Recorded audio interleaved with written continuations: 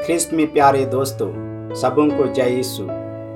संजीवन जल परमेश्वर के वचन का प्रतीक है। जिस तरह जल जीवन के लिए एक आवश्यक तत्व है जो शरीर की प्यास को बुझाता एवं जीने के लिए सहायता देता है, उसी तरह परमेश्वर के वचन हमें आनंद जीवन प्रदान करते हैं। हम संत यूहन्ना के सुसमाचार अध्याय 4 पद 10 में पढ़ते हैं, यीशु ने सामरी स्त्री से कहा, यदि तुम ईश्वर का वरदान पहचानती और यह जानती कि वह कौन है जो तुमसे कहता मुझे पानी पिला दो, तो तुम उससे मांगती और वह तुम्हें संजीवन जल देता।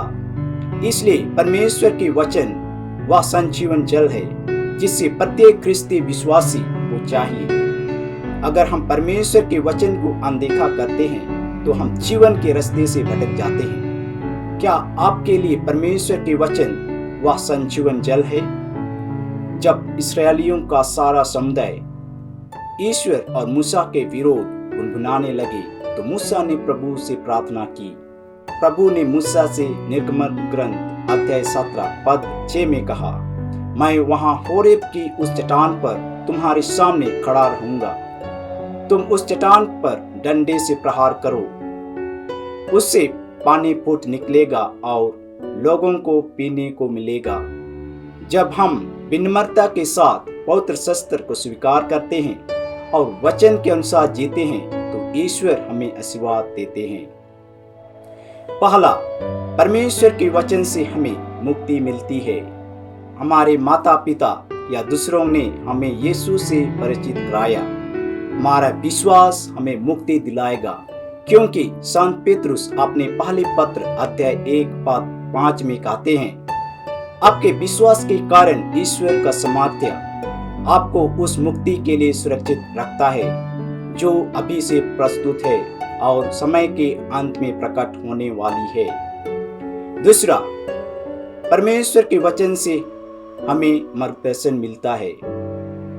हम स्तोत्र अध्याय 119 पद 105 में पढ़ते हैं, तेरी शिक्षा मुझे ज्योति प्रदान करती है और मेरा पथ आलोकित करती है।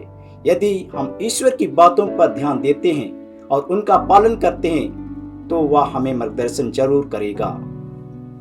तीसरा, परमेश्वर के वचन से हमें शिक्षा मिलती है।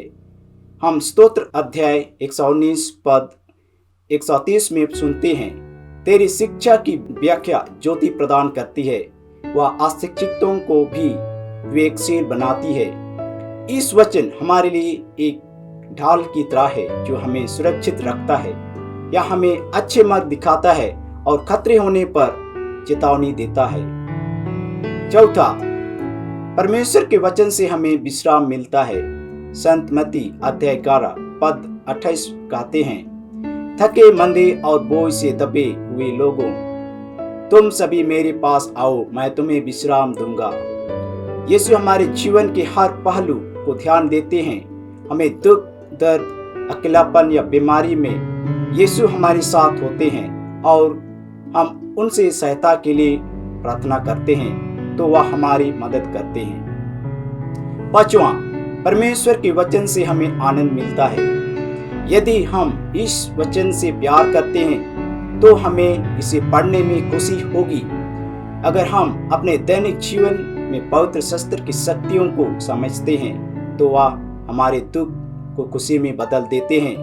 प्रभु के वचन हमें पवित्र करते हैं। छठा, परमेश्वर के वचन से हमें शांति मिलती है। दुनिया में हर कोई शांति पाना चाहता है।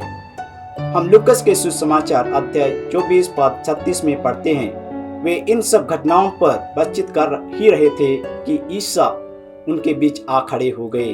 उन्होंने उनसे कहा, तुम्हें शांति मिले।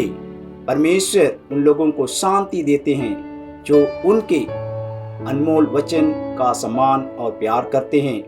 जब हम परमेश्वर के वचन पर विश्वास करते हैं और उनका पालन करते हैं तो हम अपने जीवन में शांति का अनुभव करते हैं। यीशु जो परमेश्वर के वचन है वह हमारी मुक्ति और शांति है। वह हमें संजीवन जल प्रदान करते हैं जब हम उनके बताए गए सिद्धांतों पर चलते हैं। क्या आप सामरी स्त्री की तरह यीशु और उनके वचन में विश्वास करते हैं और दूसरे लोगों को यीशु के पास लाते हैं? कृपया इस वीडियो को लाइक, शेयर और सब्सक्राइब करें। धन्यवाद।